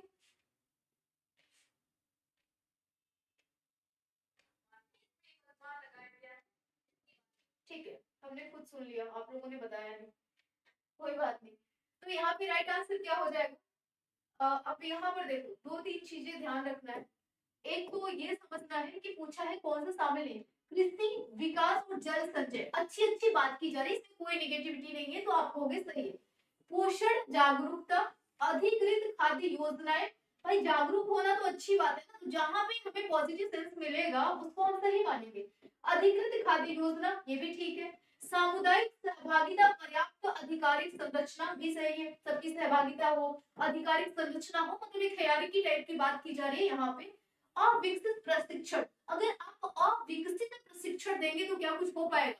लाइफ में कुछ भी नहीं हो सकता अविकसित प्रशिक्षण से।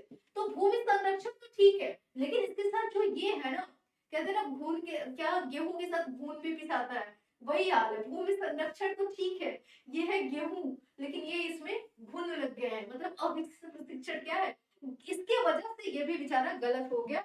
इसका मतलब है डी ऑप्शन यहाँ पे सही हो जाएगा। आगे बढ़ा जाए, नेक्स्ट क्वेश्चन पे आते हैं। कुछ पॉइंट्स है, इसको भी आप नोट कर लेंगे जिनको नोट करना होगा, कि इसके अलावा भारत में मिलेट्स यानी पौष्टिक धान्य, इसको मिलेट्स को पौष्टिक धान्य भी बोला गया है, खाद्य सुरक्षा प्राप्त करने में महत्वपूर्ण योगदान देते हैं। ठीक है, यानी कि अगर कह दिया जाए कि अगर हम चावल और गेहूं के अलावा किसी चीज से पोषण प्राप्त करने की बात करें तो उसमें मिलेट्स को इंपॉर्टेंस दिया गया है।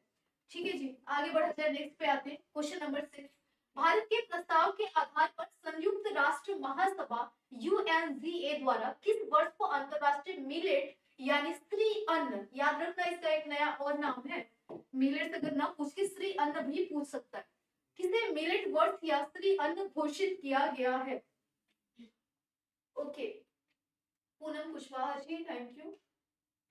चलिए, सहजहा मोहिम जी, अगर आपको आवाज क्लियर नहीं आ रही है तो आप एक बार थोड़ा सा फोन अपना रिफ्रेश कर लीजिए, आई थिंक नेटवर्क का कुछ इश्यू होगा आपके यहाँ, है ना, क्योंकि बाकी किसी को प्रॉब्लम नहीं है। चलो, तो राइट आंसर क्या हो जाएगा? ये 2023, अभी अभी हमने बताया कि अंतरराष्ट्रीय मिलेट वर्ष घोषित किया, और किसने घोषित किया? UNGA, United nation general assembly के द्वारा इसे घोषित किया गया है। आगे बढ़ेंगे, नेक्स्ट पे आते हैं। इंपॉर्टेंट है ये पॉइंट्स जो आप देख पा रहे हो, आई थिंक ये थोड़ा बड़ा हो जाए, है ना। अब ये एक कह सकते हो कि पॉइंट्स है, इसको हम लोग थोड़ा सा देख लेंगे। यहाँ पे देखो कुछ बात की गई है एसडीजी के बारे में, ठीक है, सतत विकास लक्ष्य एसडीजी को पूरा करने के लिए भारत में खाद्य और पोषण सुरक्षा अत्यंत महत्वपूर्ण है। ठीक है, ये सारी बातें तो ठीक है, सभी को पता होगा। ये याद रखना है, एसडीजी 1 किससे संबंधित है? गरीबी उन्मूलन से। एसडीजी 2 की बात की गई, शून्य भूखमरी, मतलब भूखमरी को खत्म करना। एसडीजी 3 कहता है उत्तम स्वास्थ्य और खुशहाली की बात करता है, इससे पहले भी हमने क्वेश्चन के माध्यम से डिस्कस किया है।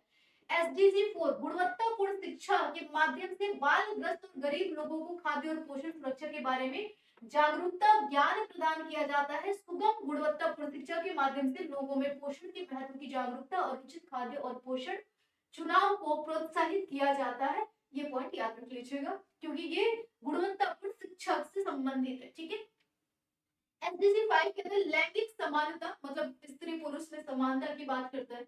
एसडीजी 12 की बात, अब देखो 5 के बाद 12 ही इसमें दिया गया, तो ये जो इसमें पॉइंट्स दिए हैं ना, टोटल एसडीजी की बात करेंगे यहाँ पे 13, लेकिन इंपॉर्टेंट क्या है? 1 2 3 4 और उसके बाद 12 और 13। 12 कहता है संवहनीय उपभोग और उत्पादन की बात करता है, सतत कृषि प्रथाओं को बढ़ावा देने और आहार में विविधता लाने एसडीजी 12 के अनुरूप है। ठीक है, उसके बाद 13 की बात करेंगे, जलवायु परिवर्तन की बात करता है। तो ये एसडीजी 1 2 3 4 और 12 और 13 आपको याद रख लेना है। ठीक है, क्लियर? आगे बढ़ा जाए, नेक्स्ट पॉइंट पे आते हैं। गेहूं और चावल की तुलना में बाजरे में आयरन की मात्रा बताना है आपको, कम होती है, ज्यादा होती है, बराबर होती है, या फिर इनमें से कोई नहीं। आंसर क्या हो जाएगा इसका? चलिए आंसर करेंगे। क्वेश्चन नंबर है आपके सामने 7 का राइट आंसर बताना है। आयुषी मिश्रा जी हेलो, कुछ कहना हो तो आप मैसेज कर सकते हैं। वॉइस क्लियर है, thank you so much. Answer करेंगे 7 का राइट आंसर क्या होगा? गेहूं और चावल की तुलना में बाजरे में आयरन की मात्रा क्या होती है? कम होती है, अधिक होती है? अच्छा, बाजरा है क्या? तो आप कहोगे बाजरा जो मिलेट वाले फसल है ना, श्री अन्न, ठीक है, श्री अन्न में शामिल है, मोटे अनाज में आता है बाजरा, रागी, ये सब चीजें। तो आप कहोगे कि गेहूं और चावल की तुलना में हम देखें आयरन की बात कर लेंगे तो इसमें क्या होती है? बाजरे में आयरन की मात्रा अधिक पाई जाती है। क्लियर? आगे बढ़े नेक्स्ट पे। गेहूं और चावल की तुलना में बाजरे में आयरन की उच्च मात्रा और लगभग कितना पाया जाता है? ये भी याद रखना है, 4.62 होने के कारण यह चमत्कारी कंदन बन गया है। आपसे पूछेगा चमत्कारी अनाज कौन सा बन गया है, तो आप कहोगे आयरन की अधिकता के कारण कौन बन गया है, बाजरा बन गया है, ठीक है, बाजरा। और इसमें कितना पाया जा रहा है आयरन, तो आप कहोगे 4.62 मिलीग्राम, ठीक है, क्लियर। अच्छा, सभी लोग जो बच्चे नए ज्वाइन कर रहे होंगे सभी लोग टेलीग्राम ज्वाइन कर लेना, इसका एक शीट है, मतलब एक इंडेक्स, वो मैं टेलीग्राम पे शेयर कर दूंगी आप लोगों को, ठीक है। चलिए, रागी किसका अच्छा स्रोत माना जाता है। अभी इस समय ना जितने भी एग्जाम हो रहे हैं होम साइंस का, रागी से हर बार एक क्वेश्चन मिल ही जा रहा है आपको, कोई भी एग्जाम उठा के देख लो लेटेस्ट की, उसमें रागी फसल, पता नहीं क्या रागी से गवर्नमेंट को प्यार हो गया है, क्या हो गया है, ये इसका पीछे ही नहीं छोड़ रहे, सब एग्जाम में रागी को एंटर करा दे रहे भाई। तो यहाँ पे बोलोगे कि रागी सबसे अच्छा किसका स्रोत है, ये आपको बताना है, आंसर कर देंगे सभी लोग। अब यहाँ पर दो पॉइंट्स आपको समझना जरूरी है। एक तो हम बात करते हैं जब प्रोटीन, कार्बोज, खनिज पदार्थ, कैल्शियम, और दूसरा हम अगर स्पेसिफिकली इनको अलग अलग ना करके हम एक रूप दे दें ऊर्जा, तो भी हो सकता है कि खनिज पदार्थ ना देके चौथा ऑप्शन आपके सामने ऊर्जा दे दे, ये भी हो सकता है ना।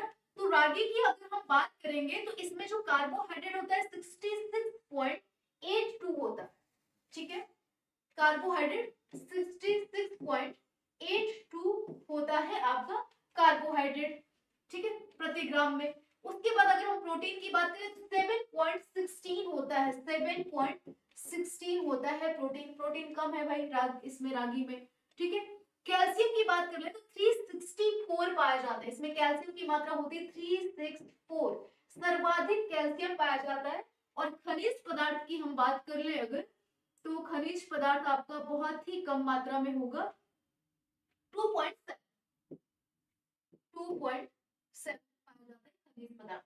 लेकिन एक शब्दावली और हमने यूज की, अगर क्योंकि ऊर्जा की बात करें तो 320.74, 320.74 इसमें ऊर्जा पाया जाता है।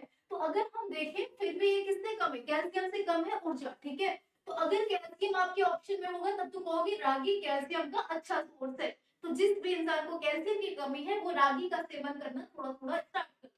दूसरा, अगर कैल्शियम ना हो तो सेकेंड जो सबसे हाईएस्ट जिसमें पाया जा रहा है वो ऊर्जा पाया जा रहा है, एनर्जी की मात्रा रागी में पाई जाती है। और रागी मिलेट्स फसल के अंतर्गत आती है और मिलेट वर्ष घोषित किया 2023 को, ठीक है। ये सारे पॉइंट्स यहाँ पर क्लियर हो जाएंगे। ऑप्शन क्या सही हो जाएगा, आप सभी लोग बता देंगे ऑप्शन, इसके अकॉर्डिंगली ऑप्शन नंबर ए सही हो जाएगा, ठीक है। आगे बढ़ेंगे, नेक्स्ट पे आते। अच्छा, ये देख लो एक इंडेक्स है, चलो इंडेक्स को मैं जूम कर सकती हूँ, ठीक है जी, क्लियर। एक बार ध्यान से इस इंडेक्स को आप लोग समझ लेना, इसको मैं शेयर भी कर दूंगी आपको। यहाँ पर देखो जो पूछा जाता है ना, ज्यादातर जो पूछा जाता है, चावल गेहूं आपसे नहीं पूछा जाएगा किसमें कितना पाया जाता है। एक तो आपको रागी पूछा जा सकता है, ज्वार पूछा जाता है, ठीक है। कंगनी, यहाँ पे देखो कंगनी को ना यहाँ पे स्टार बनाया गया है इस मैगजीन में, यानी कि मे बी ये आपके लिए इंपॉर्टेंट हो सकता है, पूछा तो नहीं गया लेकिन। और यहाँ पे समा पे भी स्टार बना हुआ है, समा को भी आप लोग ध्यान दे लीजिएगा। अब इसमें देखो कार्बोहाइड्रेट किसमें सबसे ज्यादा अगर हम देखें, अच्छा देखो एक दो तरीका होता है किसी भी चीज को समझने का, याद करने का। आप कहोगे इतने सारे इंडेक्स कैसे याद होंगे, प्रॉब्लम है ना। तो एक तो जो इस समय न्यूज में, जैसे रागी न्यूज में है, मिलेट फसल, ज्वार बाजरा रागी ये सब न्यूज में है, तो उनको तो आप पढ़ सकते हो। बाकी सबको कैसे, तो एक तो ज्वार बाजरा रागी को आप याद कर लो, तीन का डिटेल पूरा, और दूसरा याद कर लो जो सबसे हाईएस्ट हाईएस्ट पाया जाता है। जैसे कार्बोहाइड्रेट हम देखेंगे सबसे ज्यादा किसमें किसमें पाया जाता है, ये है 78 और यहाँ पे है 70, बाकी सब 60 के अंतर्गत है। यानी कि चावल में, ठीक है, एक तो सबसे ज्यादा किसमें, चावल में कार्बोहाइड्रेट पाया जाता है, उसके बाद चना है। उसके बाद प्रोटीन की अगर हम बात करें तो आप कहोगे कार्बोहाइड्रेट में जो इतने फसल दे रखे हैं आपके इंडेक्स में यानी मैगजीन में, उसमें सबसे ज्यादा जो कार्बोहाइड्रेट पाया जा रहा है वो चावल में पाया जा रहा है। प्रोटीन की बात करें 9 10 7 12 12 यहाँ पे है, यानी कि 12 वाला ही हमें देखना है। तो चेना और कंगनी, तो यहाँ पे चेना में देखोगे 12.50 है और इसमें देखोगे कंगनी में तो 12.30 है। तो इन दोनों में प्रोटीन की मात्रा सबसे ज्यादा है, तो प्रोटीन पूछा जाएगा तो ये पॉइंट आपको याद रखना है। वसा पूछा जाए, वसा सबसे ज्यादा किसमें, 1 1 वाले को छोड़ दो भाई, 4 मिल गया, 5 भी है यहाँ पे, गजरा, गजरा कौन सा होता है? 5.43 यहाँ पर है गजरा में, और यहाँ पे कंगनी में 4.30 है। दो दो याद रख लो। ऊर्जा की बात करेंगे 334, 47 के बाद 356, ये सबसे ज्यादा यहाँ पर है किसमें? चावल में। भाई चावल में क्योंकि कैलोरी ज्यादा है ना, तो ऊर्जा भी यहाँ पे क्या होगा? ज्यादा ही होगा। ठीक है। अच्छा देखो वसा क्या है? वसा 0.52 है चावल में, एकदम खत्म है, कुछ भी नहीं है वसा वसा। कच्ची रेसे प्रति ग्राम की बात करें सबसे ज्यादा किसमें है? 8.9 आ गया, 9.8 आ गया। ठीक है, 9.8 है ना, इससे ज्यादा तो कहीं है नहीं। तो आप कहोगे सबसे ज्यादा समा, समा जो होता है व्रत वगैरह में खाया जाता है, याद है मुझे। तो 9 समा का चावल होता है। 9.8 है कच्चे रेशे जो पाए जाते हैं। तो जो कब्ज से पीड़ित होंगे वो कच्चे रेशे वाले कच्चे रेशे प्रति ग्राम यानी सवा खाएंगे तो सही हो जाएगा पेट वेट। खनिज पदार्थ की बात कर ले अगर हम लोग, खनिज पदार्थ सबसे ज्यादा किसमें? यहाँ पर है 4.4, और उसके बाद अगर देखेंगे 3.3। तो सावा में सबसे ज्यादा खनिज पदार्थ में, यानी सवा आप खा सकते हो। अब देखो कितनी अच्छी अच्छी चीजें हैं सवा में, कार्बोहाइड्रेट भी ठीक ठाक मात्रा में, प्रोटीन भी है, यानी सवा आपके पोषण के लिए अच्छा दिख रहा है यहाँ पर इस इंडेक्स के द्वारा हम देखें तो। कैल्शियम की बात करेंगे, कैल्शियम सबसे ज्यादा किसमें? तो हमने बात कर ही ली थी कि यहाँ पर रागी में देखोगे 364 है कैल्शियम, सबसे ज्यादा है। फास्फोरस की बात कर ले, सर्वाधिक फास्फोरस किसमें? 296, 290 हो गया, और यहाँ पर आ गया आपके 296 हाईएस्ट है, यानी कि गजरा में आपको फास्फोरस ज्यादा मिलेगा। और आयरन की अगर हम बात करें लास्ट पॉइंट पे, तो सर्वाधिक आयरन मिल रहा है, सॉरी यहाँ पर है 8 मिल रहा है किसमें? गजरा में। तो पोषण के दृष्टिकोण से आप देखोगे क्या क्या इंपॉर्टेंट हो गया आपका। एक तो गजरा इंपॉर्टेंट हो गया क्योंकि इसमें वसा सबसे ज्यादा है, फास्फोरस सबसे ज्यादा है, और आयरन सबसे ज्यादा है। क्लियर। उसके बाद आप देखोगे रागी, रागी में पूछा जाएगा क्या, तो कहोगे खाली कैल्शियम सबसे ज्यादा है, पूरे इसमें रागी में कैल्शियम ज्यादा है, मे भी आपसे पूछा जा सकता है। ठीक है। हाँ, उसके बाद आपको यहाँ पर देखना है क्या, रागी हो गया। कंगनी में देखो, कंगनी में प्रोटीन बहुत अच्छा सोर्स है प्रोटीन का, और साथ ही साथ वसा का सोर्स है, और सबसे ज्यादा इसमें क्या मिल रहा है? खनिज भी मिल रहा है। उसके बाद चना में कार्बोहाइड्रेट और प्रोटीन का अच्छा सोर्स है, बाकी चीजें इसमें कम है। सवा में क्या है? सवा में कच्चे रेशे, खनिज पदार्थ, ये दो चीजें अच्छी खासी मात्रा में मिल रही है। चावल में कार्बोहाइड्रेट और ऊर्जा सबसे अच्छा सोर्स है चावल का। ठीक है। इतने इस तरीके से आप पॉइंट्स को अगर याद करते हो तो एग्जाम में इससे क्वेश्चन आएंगे तो आप कर लोगे। ठीक है। Poonam Gupta ji, I think Thursday तक वो आ जाएगा हमारे पास बुक, जो PYQ है उसका, तो उसको हम लोग कर लेंगे। ठीक है। तो वो प्रॉपर उसका बन रहा है, सारी चीजें उसको हम लोग सॉल्व करेंगे टॉपिक वाइज एप्लीकेशन पे। ठीक है। राष्ट्रीय खाद्य सुरक्षा अधिनियम NFSA किसके अंतर्गत एक गरिमापूर्ण जीवन जीने के लिए लोगों को वहनीय मूल्यों पर अच्छी गुणवत्ता के खाद्यान्न की पर्याप्त मात्रा उपलब्ध करते हुए उन्हें मानव जीवन चक्र के खाद्य और पौष्टिक सुरक्षा प्रदान करता है। यानी एक कौन सा NFSA है जो कि गुणवत्तापूर्ण जीवन और खाद्य सुरक्षा इन सब की बात करता है। आंसर क्या हो जाएगा आपका, ये बताना है आपको, कमेंट सेक्शन में जल्दी से बता दीजिए। क्वेश्चन नंबर है 9, तो 9 का हो जाएगा 13। ठीक है, 2013 में NFS 13 की बात की गई है।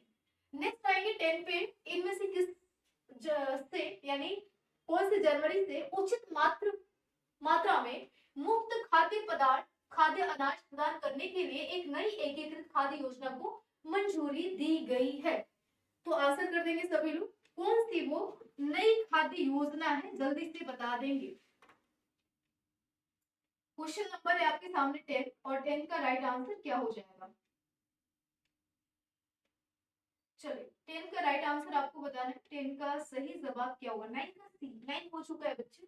10 का यहाँ पे आंसर हो जाएगा आपका 1 जनवरी 2023। ठीक है, 1 जनवरी 2023 से, तो यहाँ पे आप एंटर कर लोगे 1 जनवरी 2023 से उचित मात्रा में मुफ्त खाद्य अनाज प्रदान करने के लिए एक नई एकीकृत खाद्य योजना को मंजूरी दी गई है। अब क्या पता ये पूरा लाइन एज इट इज दे दे और पूछ देगा कि ये जो नई खाद्य योजना है इसका नाम क्या है? तो ये भी इंपॉर्टेंट हो जाएगा आपके लिए। तो कहोगे प्रधानमंत्री गरीब कल्याण अन्न योजना। इस योजना का नाम क्या है?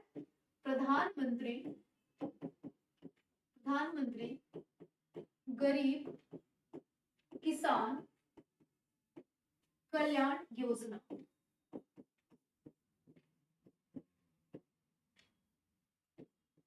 कल्याण योजना, ठीक है। ये एक नई पहल है, प्रधानमंत्री गरीब कल्याण अन्न योजना है। गरीब किसान अन्न योजना, अन्न योजना, ठीक है।